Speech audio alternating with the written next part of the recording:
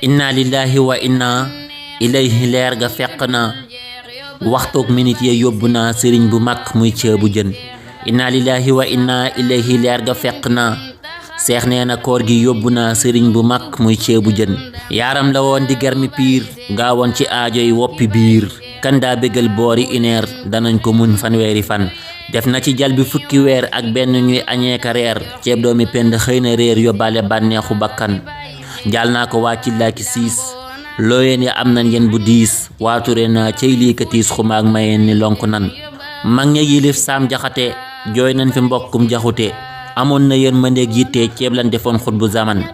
ka wuuti koy di ramadan weeru ngëneel ak alquran sahru tasab jullee ki ñaan barkeeg ngërëm la ngën ji gan. yaa boole njéggal yërmande goreel nga tey ci say inde sa yiw yi tax na dun fande ahlan ci xol yi marhaban. yaa moome laylatul qadar say bis du am faw ak sabar iblise ngee ñu yeew sa xar góor ak jigéen di jéem a gën.